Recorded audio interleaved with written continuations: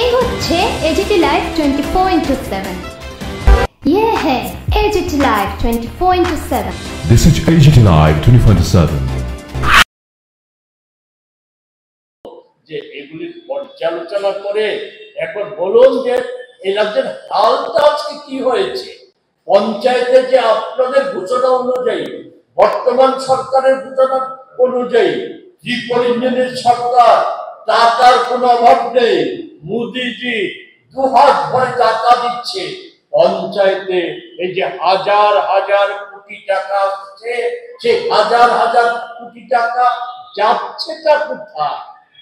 একটা এক্ষেত্রে জবাবটা এটা হলে কি খুব অমূলক হবে যে পঞ্চায়েতে এই 7.5 বছরের শাসন ব্যবস্থায় পঞ্চায়েতে, যেটা আপনাদের পঞ্চায়েতগুলি নির্বাচন করতে হয়নি, নির্বাচনে প্রতিদ্বন্দ্বিতা না করতে গিয়ে পায়ের জুড়ে গায়ের জুড়ে যে পঞ্চায়েতগুলি দখল করে নিয়েছিলেন, সেই সমস্ত জায়গায় বিজেপি তাদের কর্তৃত্ববাদীরা ওই গ্রামগুলিতে যারা অবস্থান করছেন তাদের চেহারার দিকে তাকালে পর, পরিবারের সম্পত্তির দিকে নজর দিলে পর, সরকারের নজর পড়ে কিনা জানি না, সরকারি দপ্তরগুলি নজর পড়ে কিনা জানি না, কিন্তু গ্রামের মানুষ সহজেই অনুমান করতে পারছেন রাজ্যের অন্যান্য জায়গার নয়, সে গ্রামেরও পঞ্চায়েতগুলির সে সমস্ত কর্তৃত্ববাদীরা যাদের এই 7.5 বছরে সম্পদ বৃদ্ধি, অর্থ বৃদ্ধি, জীবনযাত্রা এই 7.5 বছর আগে কোথায় ছিল আর কোথায় এসে দাঁড়িয়েছে, এ থেকে বোঝা যায় অবকাশ থাকে না হাজার হাজার কোটি টাকা গেল কোথায় বা যাচ্ছে কোথায়। আপনাদের মাধ্যমে আমি বিজেপি অন্দরে এখনো যারা সেখানে আমি দেশপ্রেমিক, নিষ্ঠাবান, সৎ মানুষের জন্য কাজ করতে চান তাদের কাছেও এবং কমিউনিস্ট, কংগ্রেস সকলের কাছে আমি যেটা বলতে চাই, মোদিজি উনি তো বলেছিলেন, পাউডার দল বলে বেড়াচ্ছে যে দ্রুত গতিতে 11 বছরে যে দ্রুত গতিতে মোদিজি এগিয়ে নিয়ে যাচ্ছে, রকেটের চাইতেও দ্রুত গতিতে এগিয়ে নিয়ে যাচ্ছিলেন। আপনারা এমন যে যেভাবে প্রচারিত হচ্ছে 140 কোটিরও বেশি মানুষ হয়তো অল্প কিছু দিনের মধ্যে স্বর্গের দুয়ারে পৌঁছে যাবে। আমি সমস্ত কিছু আর্থিক বিষয় নিয়ে কিছু বলতে চাই না, সমস্ত বলতে চাই না, আমি শুধু বলবো এই পেহেলগাম পরবর্তী সময়ের ঘটনাবলীর মধ্য দিয়ে ভারতবর্ষের মানুষ উপলব্ধি করতে পেরেছে মোদিজির রকেট গতিতে স্বর্গে পৌঁছানোর যে সিঁড়ি, নিচে স্টেশনে রেলটা থেমে গেছে। আমেরিকা ট্রাম্পের ধমকে উন্মোচিত হয়ে গেছে ভারতের চেহারা, আরো বেশি উন্মোচিত হয়ে গেছে। এত কিছুর পর ভারতের ইন্টারনেট ব্যবস্থা জানিয়ে গতকালও গর্ব করছে, ডিজিটাল ব্যবস্থা ইত্যাদি, এর প্রসঙ্গেও যেতে চাই না, যেটা নিয়ে যে আমেরিকা ট্রাম্প মোদির বড় দাদা সম্প্রতি বলেছে ভারত নাকি বিপজ্জনক রাষ্ট্র। তাদের দেশের নাগরিকদের, পর্যটকদের বলেছে ভারতে বেড়াতে গেলে সাবধান। কাশ্মীরে তো নয়ই, সে মহারাষ্ট্র সহ হিন্দি বলয় বিপজ্জনক। সবচাইতে বেশি বিপজ্জনক হচ্ছে মহিলারা নিরাপদ নয় ভারতে, যে কোনো সময় যৌন আক্রমণের শিকার হতে পারে। ট্রাম্প সতর্ক করে দিয়েছেন সে দেশের মহিলাদের একা ভারতে যাবেন না, একা চলাফেরা করবেন না। সেই ক্ষেত্রে আমাদের রাজ্যের প্রথম মুখ্যমন্ত্রী থেকে শুরু করে আমাদের বর্তমান মুখ্যমন্ত্রী আর কয়েকজন সবজান্তা মন্ত্রী সহ অনেকেই প্রচার করে বেড়াচ্ছেন রাজ্যের এত উন্নতি, মানুষের আর্থিক অবস্থার এত শ্রীবৃদ্ধি ঘটেছে যে চাঁদেও এই রাজ্যের মানুষ গিয়ে বসবাস করার সক্ষমতা অর্জন করে ফেলেছে। আমি বলতে চাই, ভুল বলেননি, বিজেপি দলের একটা অংশের মন্ত্রী, নেতা ও হিন্দুত্ববাদীদের পাশাপাশি এই রাজ্যের নেশা বাণিজ্যের সাথে যুক্ত লুটেরা, মাফিয়ারা, বিভিন্ন অংশের মাফিয়ারা, এই 7.5 বছরে পাচার বাণিজ্যকারীরা যে অর্থ উপার্জন করছে, অবৈধ উপায়ে মালিক বনে গেছে, তারা হয়তো চাঁদেও কয়েক পুরুষ তারা সেখানে জীবন যাপন করার ক্ষমতার অধিকারী হয়েছে। কিন্তু রাজ্যটাকে বাঁচাতে গেলে পর, রাজ্যের ভবিষ্যৎ প্রজন্মকে রক্ষা করতে গেলে পর, যারা রাজ্যটাকে ভালোবাসেন, নিজেকে ভালোবাসেন, আগামী প্রজন্মের মঙ্গল চান, আগামী প্রজন্মের মানুষকে ভালো রাখতে চান, তাদেরকে এই বিষয়গুলি, আমাদের কংগ্রেসের বক্তব্য না, তাদেরকে এই বিষয়গুলি, তথ্যগুলি শুধু তাদের সামনে খানিকটা তুলে ধরলাম। এগুলি বিবেচনায় রেখে আজকে বোধহয় প্রয়োজন হয়ে পড়েছে আর কাল বিলম্ব না করে কে কমিউনিস্ট, কে কংগ্রেস, কে বিজেপি, এটা বড় কথা নয়, লুটেরাদের হাত থেকে, ধ্বংসকারীদের হাত থেকে রাজ্যটাকে রক্ষা করতে গেলে পর, রাজ্যের ভবিষ্যৎ প্রজন্মকে রক্ষা করতে গেলে পর ঐক্যবদ্ধ প্রতিরোধ আন্দোলন গড়ে তোলা ব্যতীত অন্য কোনো পথ বা উপায় নেই। এই কথাগুলি বলার জন্যই আমরা আজকে এখানে সমবেত হয়েছি। কতজন নিজ নিজ কর্মক্ষেত্রে এলেন বা কারা এলেন না, তারও মাসিক রিপোর্ট থাকতে হবে। সঙ্গে এটাও স্থির করে দিয়েছিলেন যে এলাকার আইন শৃঙ্খলা রক্ষায় পুলিশের সাথে মিলে পঞ্চায়েত সচিবদের কাজ করতে হবে। তো আমাদের প্রশ্ন, হাল কি হলো? 7.5 বছর পর যে রিপোর্টটা হয়েছে, আমি সবটা, এটা আমাদের প্রিন্ট আউট আছে, দয়া করে আপনারা নিয়ে যাবেন। আমি সবটা পরে সময় নষ্ট করব না, আমি শুধু বলবো যে সারা দেশে পঞ্চায়েতগুলি একটা যে পর্যালোচনা হয়েছে, এটাও কেন্দ্রীয় সরকারের যে পঞ্চায়েতি রাজ যে দপ্তর, সেই দপ্তরের উদ্যোগে একটা পর্যালোচনা হয়েছে।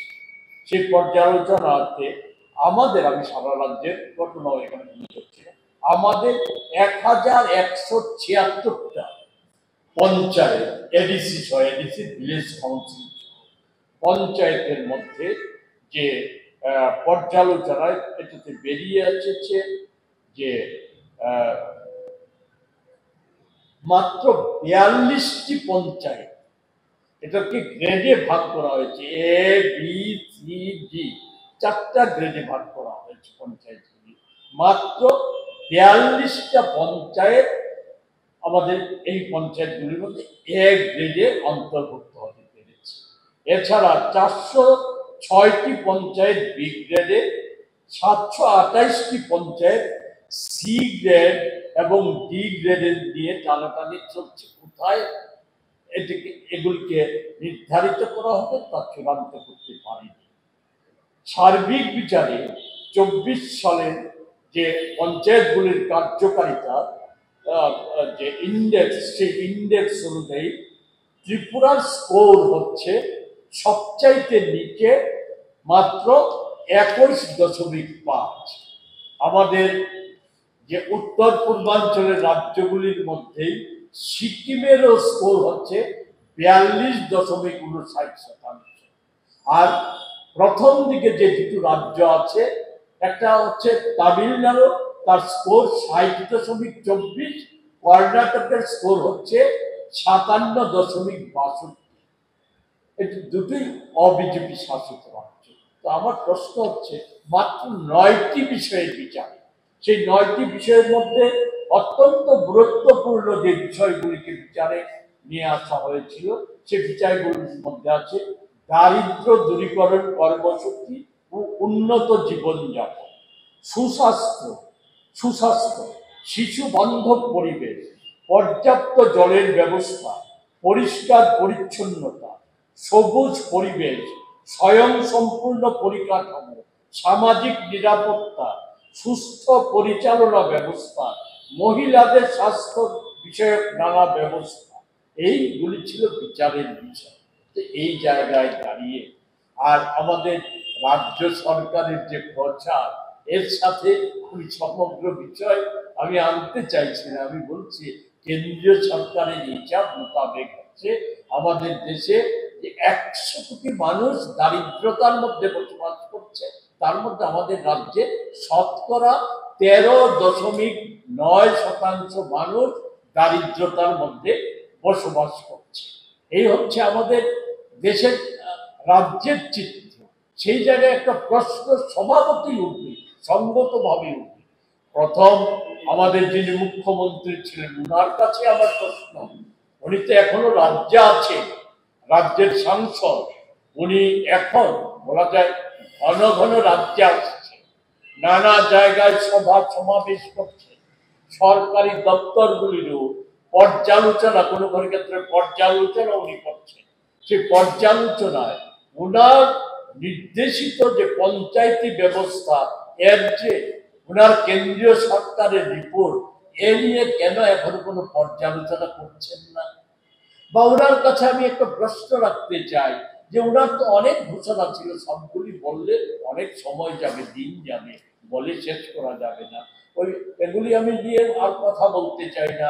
হাওড়া গোমতীতে জাহাজ চলবে, বা পুরনো জেলখানায় 21 তলা আইটি হাব, বড়গোড়ায় বাঁধ তৈরি করে বন্যার হাত থেকে রাজ্যটাকে মুক্ত করবে।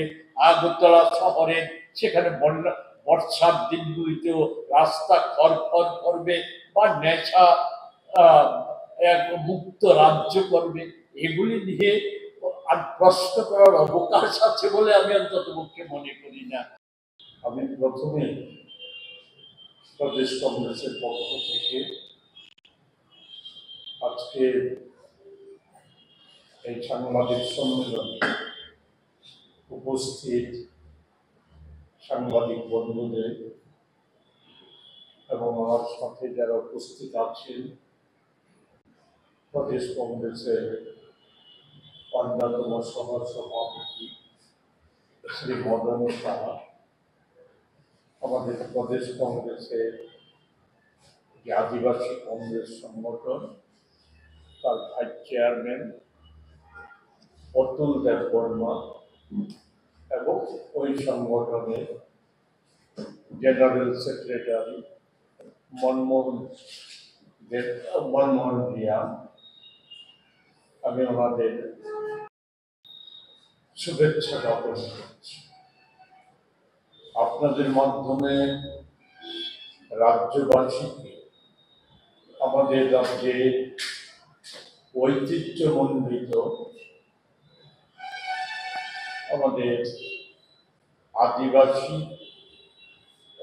আদিবাসী সকল ধর্ম বর্ণের মানুষের যে উৎসব খাচ্ছি, তার আগাম শুভেচ্ছা, অভিনন্দন, এবং এই উৎসবের মধ্য থেকে রাজ্যের সম্প্রীতি, ঐক্য আরো সুদৃঢ় করার আহ্বান রাখছি। আমি আজকে প্রধানত যে বিষয়টা নিয়ে আমি আপনাদের মাধ্যমে রাজ্যবাসী এবং বিশেষত এই রাজ্যের বিজেপি দলের কর্তৃত্ব যাদের হাতে, ওনাদের সহ ওই দলের অভ্যন্তরে এখনো যারা দেশপ্রেমিক, মানবতাবাদী, গণতন্ত্র প্রেমী যে অংশটা আছে, তাদের বিবেচনার জন্য, ভেবে দেখার জন্য এবং প্রয়োজনীয় পদক্ষেপ গ্রহণ করতে যাতে সাহায্য করে, সেই লক্ষ্যে একটা বিষয় তুলে ধরতে চাই। আমরা সবাই অবগত আছি, ভারতবর্ষ এখন একটা বিরাট অংশের মানুষ গ্রামে বসবাস করে, এবং এটা আমরা সকলেরই জানা। এই গ্রামের উন্নতি ব্যতীত আমাদের দেশের উন্নতি, আমাদের মানব সম্পদের উন্নতি, এসব বলা অর্থ নেই। গ্রামের উন্নতি, সার্বিক উন্নতির লক্ষ্যে কংগ্রেস দলের অন্যতম নেতা, প্রাক্তন প্রয়াত প্রধানমন্ত্রী শ্রী রাজীব গান্ধীজি ত্রিস্তরীয় পঞ্চায়েত ব্যবস্থা লাগু করে গ্রামের উন্নয়নের প্রশ্নে সর্বাধিক ক্ষমতা সেই ত্রিস্তরীয় পঞ্চায়েতের হাতে তুলে দিয়েছে। আমরা সে বিষয়ে সারা দেশে এবং এই সময় অন্তর্বর্তী সময়ে সমস্ত বিষয় নিয়ে এখানে এই স্বল্প সময় আমি উল্লেখ করতে চাই।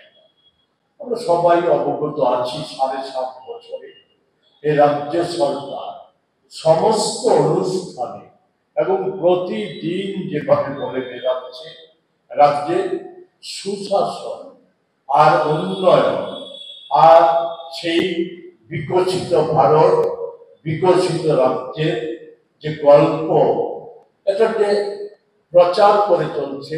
আর বাস্তবে আমরা তো বারবারই গত 7.5 বছর যাবতীয় আমরা বলে আসছি আমাদের দলের তরফ থেকে বিভিন্ন ক্ষেত্রে বিভিন্ন বিষয় নিয়ে এগুলি আমরা একাধিকবার বলার চেষ্টা করছি।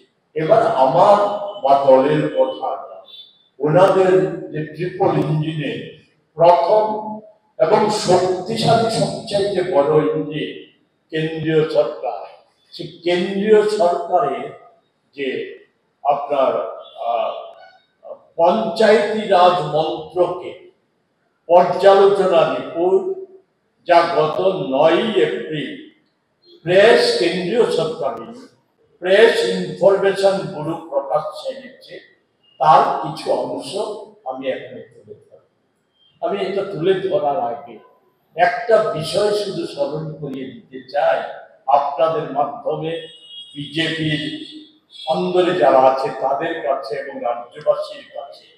বিশেষত আমি বিজেপির এই রাজ্যের প্রথম যিনি মুখ্যমন্ত্রী ছিলেন যাকে মাঝখানে সরিয়ে দেওয়া হয়েছিল ওনার কাছেও যে বিষয়টা জানতে চাইব যে মুখ্যমন্ত্রী 18 সালের 9 মার্চ ক্ষমতা দখল করার শপথ নেওয়ার পরে যে বিষয়টা সবচাইতে বেশি গুরুত্ব দিয়ে উনি বলেছিলেন যে পঞ্চায়েত এখন থেকে চলবে CS টু PS পদ্ধতি, অর্থাৎ পঞ্চায়েতের সচিবগণ সরাসরি তাদের কাজকর্ম নিয়ে দায়বদ্ধ থাকবেন মুখ্য সচিবের কাছে এবং সেখানে নির্দেশিকা যে গাইডলাইনগুলি ছিল প্রতি মাসের প্রথম সপ্তাহে পঞ্চায়েতের বিস্তারিত রিপোর্ট পাঠাতে হবে মুখ্য সচিবের কাছে। এতে থাকতে হবে নিজ নিজ পঞ্চায়েত এলাকার উন্নয়নমূলক কাজের পরিকল্পনা, সাধারণের সমস্যাদি, এলাকার অঙ্গনাদি কেন্দ্র, স্কুল, হাসপাতাল সহ বিভিন্ন সরকারি অফিস সমূহের কাজকর্মের ঠিকঠাক চলছে কিনা এর প্রতিটি নজরদারির রিপোর্ট, শিক্ষক শিক্ষিকা